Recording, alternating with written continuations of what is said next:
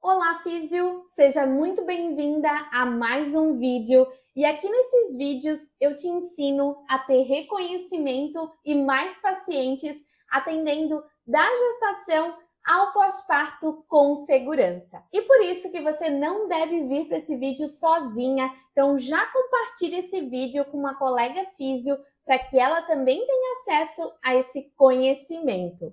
Eu me chamo Jéssica Moreira, eu sou fisioterapeuta pélvica, mestre especialista em saúde da mulher. Então, hoje nós vamos falar sobre a avaliação da fisioterapia pélvica no pós-parto em casos de lesão do esfíncter anal. Nós vamos discutir uma evidência. Então, já te prepara, pega papel, pega caneta, já te acomoda, porque hoje eu quero aprofundar contigo nesse artigo aqui, que é tão importante na nossa área e que traz um olhar bem interessante, tanto para avaliação quanto para o tratamento nesses casos. E o que você vai aprender comigo aqui hoje, Físio?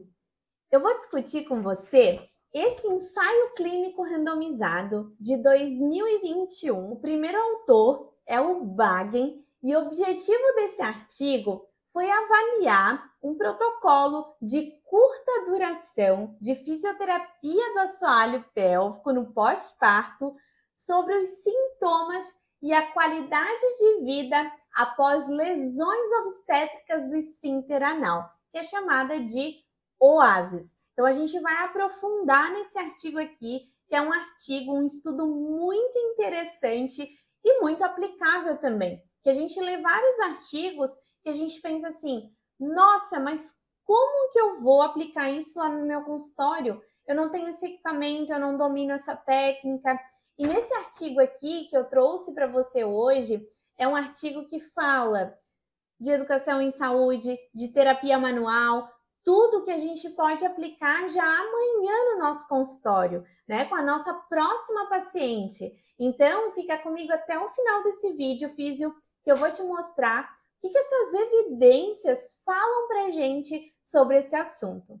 E esse tema, ele é muito relevante. O pós-parto, ele ainda tem muitas dúvidas ali, principalmente porque às vezes a paciente, né, é uma paciente que teve uma lesão mais grave, às vezes o fisioterapeuta não está tão habituado com essas lesões mais graves, não sabe o que fazer, por isso a cabecinha fica borbulhando, né? A gente não sabe nem por onde começar.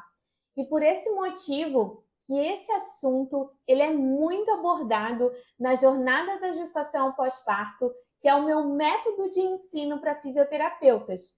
Hoje eu acompanho mais de 800 alunas e eu faço questão de falar muito sobre a avaliação, sobre o tratamento no pós-parto, para que as minhas alunas da jornada possam atender com segurança as suas pacientes, as suas puérperas. E através da minha experiência clínica, da minha experiência na docência e da experiência das minhas alunas, eu trouxe aqui para você hoje, aliado sempre às evidências, aliado sempre ao que esse artigo vai nos trazer, eu vou trazer aqui algumas discussões bem importantes que a gente pode aplicar no nosso consultório. Então, a gente vai falar sobre esse tema, que é a fisioterapia pélvica no pós-parto, principalmente em pacientes que tiveram lesão do esfíncter anal. Então, essa paciente ela vai chegar no teu consultório, você tem que estar preparada para isso, físio. Então, já pega papel e caneta, porque você vai anotar muita coisa, principalmente relacionada a técnicas, tá? Esse artigo é muito maravilhoso, porque ele traz pra gente um passo a passo do que a gente tem que fazer no pós-parto, do que a gente vai fazer com essa paciente que teve uma lesão mais grave. E eu faço muita questão de trazer essas discussões de evidência, porque eu sei que no teu dia a dia, físio, no dia a dia do teu consultório, nem sempre você vai ter tempo para ler um artigo completo. E nem sempre o profissional está habituado a ter essa linguagem técnica, né, para ler um artigo, está habituado a buscar o artigo, a também saber quais informações eu pego daqui e coloco no meu consultório. E eu amo muito a pesquisa, amo desde a faculdade continuei fazendo pesquisa, continuei fazendo mestrado, e eu quero te trazer essa visão com amor, né, com carinho que eu tenho pelas evidências, pela pesquisa, e eu quero te trazer de forma clara, porque eu não quero te trazer a linguagem rebuscada aqui desse artigo. Não, eu quero te trazer uma linguagem clara, uma linguagem que você vai conseguir saber exatamente o que eu estou fazendo e também te despertar o desejo, te despertar esse amor pelo estudo da evidência, tá? Porque é muito importante a gente continuar estudando e uma forma de a gente estudar é através da leitura dos artigos. Por isso que eu estou fazendo alguns vídeos sobre esses assuntos, discutindo artigos, é até um pedido muito constante de alunas, um pedido muito constante de seguidoras, tanto aqui no canal quanto lá no meu Instagram, e por isso eu faço questão de estar aqui tirando cada palavrinha desse artigo para te trazer. Então já curte esse vídeo para eu saber que você está gostando desse conteúdo, para eu trazer mais evidências aqui. Então vamos lá. Então esse artigo aqui, ele traz pra gente que mulheres com lesão obstétrica do esfíncter anal apresentam risco aumentado de disfunções do assoalho pélvico. Então, principalmente incontinência urinária e anal, prolapsos dos órgãos pélvicos e disfunções sexuais. Para você que nunca atendeu uma paciente assim, essa paciente às vezes ela evolui muito rápido já para incontinência anal de fezes, é uma paciente que tem alterações bem importantes na qualidade de vida, às vezes está tendo dor na relação, uma dor bem intensa na relação, né? Então a gente tem que ter um trabalho bem global com essa nossa paciente, uma atenção, um cuidado bem importante com ela. E embora a cicatrização de lacerações que incluem o esfíncter anal possam exigir aí mais tempo, né? Porque foi uma lesão maior, maiores cuidados.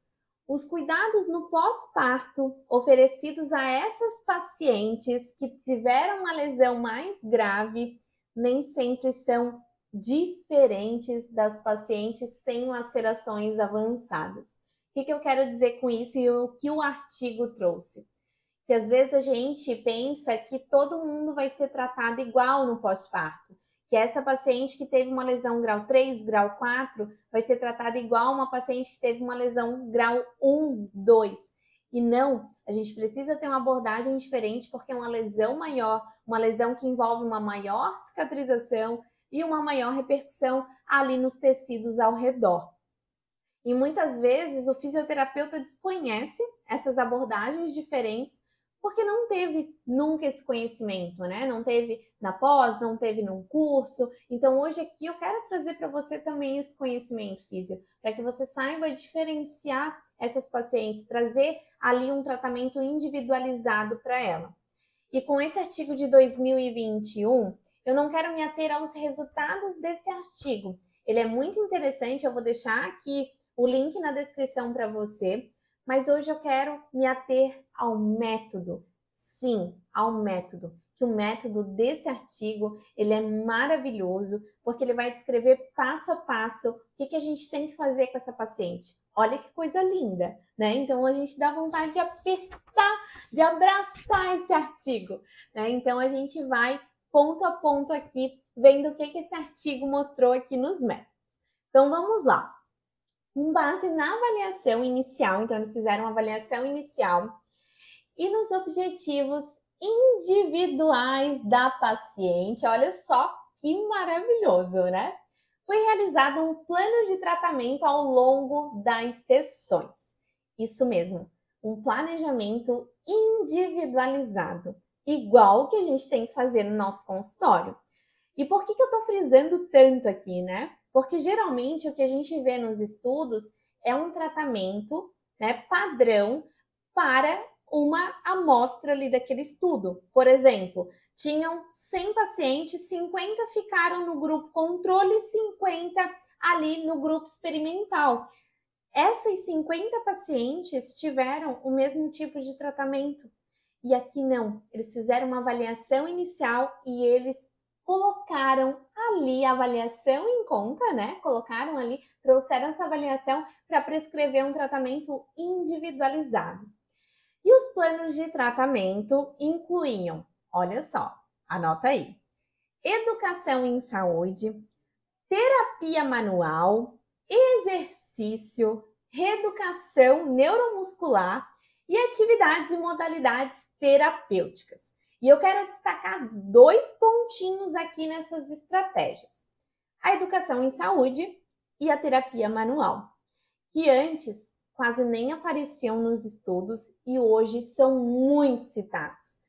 Tanto a educação em saúde, que eu friso muito, vários vídeos aqui no canal você deve ter visto eu falando sobre isso, e a terapia manual também, que a terapia manual hoje tá vindo aí muito para a nossa área. Antes não se tinham muitos relatos, muitos artigos, mas hoje está bombando de artigo. Por isso, físio, se você não está fazendo essas 2 estratégias, se liga aí para aprender mais sobre isso. E se você não tem domínio da terapia manual, busque por conhecimento. Na jornada tem tudo sobre a terapia manual, então se você não está na jornada comigo ainda, já se pré-inscreve, tá lá o link na minha bio, lá para você se pré-inscrever na próxima turma da jornada. E na educação, nesse estudo aqui, foi orientado técnicas para facilitar, olha só que interessante, as atividades de vida diária, como ir ao banheiro, ficar sentada, levantando e carregando o bebê. Coisas simples, coisas bem práticas que a puérpera vai fazer muito e que às vezes são deixadas de lado no puerpério. Tá? Às vezes o profissional não vai orientar sobre isso, e que vão fazer total diferença ali na qualidade de vida da nossa paciente e também na saúde pélvica dela. Porque se é uma paciente que está com uma lesão ali no períneo, tem um processo cicatricial e ela precisa amamentar, olha só, essa paciente vai ficar sentada em cima daquela lesão um tempão. Então, o que a gente pode fazer para orientar ela? O que a gente pode fazer de estratégias para reduzir ali a pressão em cima daquela lesão e melhorar aquela cicatrização? Então, físio, sempre pensa nisso. A gente precisa adequar ali as nossas orientações para a rotina da nossa paciente. Foi também realizada uma inspeção e palpação do assoalho pélvico e após isso as participantes foram instruídas sobre consciência respiratória, exercícios para facilitar a amplitude e movimento do assoalho pélvico e também o movimento funcional. Meu Deus, ele é muito lindo esse artigo, Traz cada pontinho que foi estudado. E além desses exercícios adicionais de mobilidade e fortalecimento para o assoalho pélvico e cintura pélvica, então foram incluídos exercícios globais. Então aqui presta muita atenção, físio. O nosso trabalho com a puérpera que teve uma lesão perineal grave não se concentra só nessa lesão. Ele precisa estar ali também de forma integral, de forma global. Eu preciso trabalhar mobilidade pélvica, mobilidade sacroiliaca, parte respiratória, parte abdominal, tudo isso deve ser trabalhado. Então, meu Deus, mas a paciente precisa que seja trabalhada ali aquela lesão. Tá, mas ela precisa também de outras coisas, Então, a gente precisa também colocar isso na nossa rotina. E na fase 2 desse estudo, o fisioterapeuta avaliou o assoalho pélvico, incluindo avaliação externa e interna dos músculos do assoalho pélvico e também do tecido cicatricial dessa laceração. E aqui como técnicas entraram educação, TEMAP, terapia manual e também instruções para mobilização do tecido perineal, também de forma individualizada para cada participante e progredindo conforme apropriado. De novo, eu repito, coisa mais linda esse artigo, Não dá para esquecer essa cicatriz, tanto na nossa avaliação quanto no nosso tratamento, tá? Então, a gente tem que sim dar atenção para essa cicatriz, precisamos trabalhar essa cicatriz, precisamos trabalhar esse assoalho pélvico, porque a funcionalidade dele também está alterada por conta dessa cicatriz. E aqui nesse estudo, além de eles trabalharem, eles também orientaram a paciente a fazer isso em casa, que é uma coisa que eu sempre oriento também, principalmente no pós-parto, onde a nossa paciente não vai conseguir vir com uma frequência tão grande ali no consultório, né? Então, a gente precisa colocar isso também para a casa dela, porque às vezes mobilizar ali a cicatriz vai levar 1, 2 minutinhos, que ela consegue fazer no banho ou depois do banho, então não vai alterar a rotina ali com o bebê, e a gente já consegue ali um ótimo resultado com a nossa paciente. E outro ponto interessante que eu também quero frisar aqui é que eles continuaram fazendo de forma individualizada esse trabalho e também tem um ponto ali, que foram progredindo conforme fosse necessário, né? Conforme eles fossem conseguindo. Então, isso também é outro ponto que é muito aplicável para o nosso consultório.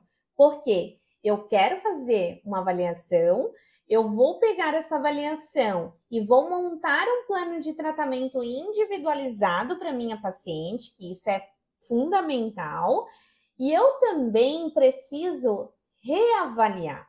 Tanto que aqui nesse estudo eles fizeram fase 1, fase 2. E nessas duas fases eram em tempos diferentes e eles estão vendo se já conseguiriam progredir com os exercícios. É isso que a gente tem que fazer, físio. A gente precisa reavaliar, a gente precisa verificar se aqueles exercícios que eu passei para minha paciente ainda estão de acordo, ou se aquelas técnicas que eu passei. Então, eu vou reavaliar para verificar a necessidade de progressão ou de mudança de exercícios e de técnicas. Então, essa é outra parte muito importante desse artigo aqui.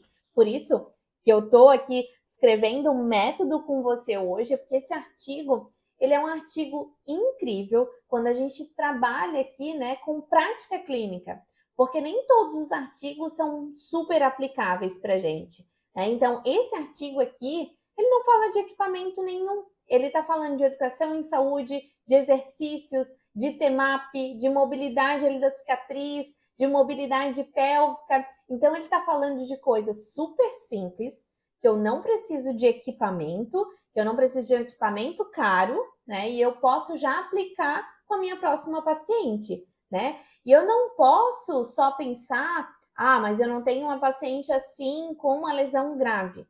Mas todas essas estratégias que eles colocaram aqui são estratégias que a gente usa também com a paciente que tem uma lesão menor, mas que tem dor, que vai amamentar, que vai ficar sentada, né? Então, tudo isso é altamente aplicável para essa nossa paciente de laceração grau 1 e laceração grau 2. E outra coisa que eles incluíram é também a educação específica quanto ao retorno da atividade sexual, retorno da atividade física e continuação e progressão dos exercícios funcionais de força. Então, outro ponto lindo desse estudo aqui é que se pensou também no retorno à vida sexual, que nesses casos a paciente pode apresentar dor, né? A gente tem ali uma dificuldade de relaxamento da musculatura de assoalho pélvico, ela vai ter dificuldade às vezes de lubrificação, de achar uma postura confortável para aquela relação. Então, a gente tem sempre que pensar em orientações para lubrificação, indicar posicionamento, técnicas para facilitar o relaxamento de assoalho pélvico, né? Então, a gente vai trabalhar tanto no nosso consultório, quanto também orientar todos esses pontos para a nossa paciente. Porque ela quer voltar a ter relação, ela quer voltar a ter uma relação ali satisfatória, prazerosa com o parceiro dela, né? Então, a gente também tem que pensar nisso no nosso consultório. Mas agora ela não está pensando nisso, o bebê, né, tá acordando várias vezes à noite, mas uma hora ela vai voltar. Então, a gente precisa já preparar a nossa paciente para esse retorno. Não precisa ser já logo no início do nosso acompanhamento ali com ela no pós-parto, mas eu já preciso conversar com ela. No consultório, a gente também vai trabalhar bastante essa questão de relaxamento, com técnicas respiratórias, com mobilidade ali daquela cicatriz, para que no momento da relação ela também não tenha dor. Porque se ela tiver dor ali no momento da relação, vai aumentar ainda mais essa tensão, vai reduzir ali a lubrificação e ela vai passar a evitar aquele momento. E não é isso que a gente quer, né? Então a gente vai já instituindo também essas orientações. E eu falei que esse artigo é altamente aplicável para as pacientes no puerpério, independente da lesão, mas ele também é muito aplicável para a paciente com dor genitopélvica. A paciente que não passou por um parto, a paciente que chegou ali no nosso consultório com queixa de dor genitopélvica, todas essas orientações aqui vão ser super benéficas para essa nossa paciente também, além de todas essas técnicas que eu estou falando, né? Então, esse artigo é altamente replicável. E além do retorno à vida sexual, eles também pensaram no retorno à atividade física, porque essa paciente, ela tem uma alteração da funcionalidade ali na musculatura de assoalho pélvico, e na atividade física a gente vai ter o quê? Um aumento da sobrecarga ali naquela região. Então, é muito importante com essas pacientes a gente trabalhando ali a volta da atividade física com funcionalidade, né? Então, com funcionalidade de abdômen, com funcionalidade de assoalho pélvico, pensando em qual atividade física ela vai querer voltar, né? Porque imagina que essa paciente está tendo perda de fezes e ela quer voltar para o cross. Vai ser uma atividade de alto impacto para a paciente nesse momento, ela vai ter mais perdas ainda, isso vai gerar desmotivação, isso vai gerar frustração para a nossa paciente. Então, em determinados casos, a gente vai orientar que ela não volte ainda àquela atividade que ela gostaria, mas a gente pode indicar outra atividade. E nesse caso, poderia indicar um pilates para ela voltar, ou até uma musculação mais leve, com peso do corpo ali para ela, antes de ela ir para o cross. Então, ir etapa por etapa ali para ela não sobrecarregar aquela região, que é uma região que está com uma alteração de funcionalidade e não vai dar conta ali naquele aumento de pressão durante a atividade física. Além de orientações de atividade sexual, aqui entram também orientações para atividade física.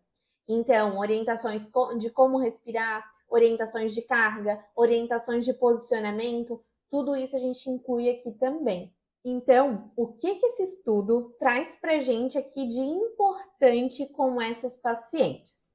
Primeiro, que eles abordam muito a questão de educar em saúde. Então, tanto na etapa 1 desse estudo, quanto na etapa 2, eles foram educando, né? Explicando para a paciente, orientando coisas para casa, depois pensando na atividade física, na atividade sexual, eles instituíram muito educação em saúde. Então, também deve ser uma prioridade para você no teu consultório, independente da paciente, sempre começa pela educação em saúde. Conhecimento muda tudo e principalmente a aderência aos exercícios. Se é uma paciente que entende o que está fazendo, é uma paciente que vai fazer muito mais os exercícios e as orientações que você prescrever para ela. Outra coisa, a gente vai ter que analisar muito bem a funcionalidade dessa musculatura. E a gente vai ter que avaliar tanto por via vaginal quanto por via anal, porque a gente viu que teve uma lesão ali, uma lesão do esfíncter anal. Então, eu preciso saber como é que está a funcionalidade daquela região, como é que está a funcionalidade da região vaginal, como é que está a estrutura de suporte de toda aquela região, para eu saber exatamente o que está acontecendo ali e eu saber prescrever de forma individualizada ali o TMAP, né? O treinamento da musculatura de assoalho pélvico. E outro ponto bem interessante que esse estudo trouxe para nós foi a terapia manual, né? Tanto na fase 1 quanto na fase 2, eles abordaram muito a questão de usar a terapia manual, usar para a mobilidade ali daquela cicatriz, porque aquela cicatriz vai gerar uma fibrose. Aquela fibrose vai impedir uma boa contração, um bom relaxamento, pode gerar dor na relação, dor para usar uma calcinha, dor para sentar. Então, essa cicatriz ali, ela precisa de atenção, ela precisa ser avaliada e ela precisa ser tratada. Isso vai fazer total diferença na progressão do tratamento da nossa paciente. E outra coisa bem interessante que eu quero destacar desse estudo é sobre progressão de exercícios. Então, eles não mantiveram o mesmo esquema de exercício do início ao fim. Não, eles foram reavaliando e eles foram progredindo também com esses exercícios. Isso é fundamental na nossa prática clínica, porque o nosso trabalho ele não pode ser estático. Eu passei o exercício uma vez para minha paciente, ponto. Não, eu preciso ir reavaliando e eu preciso modificar aqueles exercícios. Até porque o meu músculo precisa de um estímulo diferente para continuar ali crescendo, para ter hipertrofia e para a paciente também aderir aos exercícios de forma adequada. E físio, esse estudo aqui, ele vai estar aqui embaixo na descrição do vídeo. Então, tem um link ali, acesse esse link, você vai ser direcionada para um PDF. Nesse PDF é só baixar o artigo completo para você conseguir ler. E aqui também abaixo, você tem como colocar a sua dúvida. Então, tá vendo o vídeo, surgiu uma dúvida? Coloca aqui nos comentários, que eu sempre estou respondendo todo mundo. Nenhuma dúvida é boba, não fica com essa dúvida lá no teu consultório, deixa essa dúvida aqui que logo eu vou te responder. E se você chegou aqui até o final desse vídeo, não deixa de curtir ele para eu saber que esse conteúdo fez diferença para você. E também para não perder nenhum vídeo, já clica aqui no sininho, já se inscreve no canal para não perder nada de conteúdo. Então, físio, um beijo e bons estudos!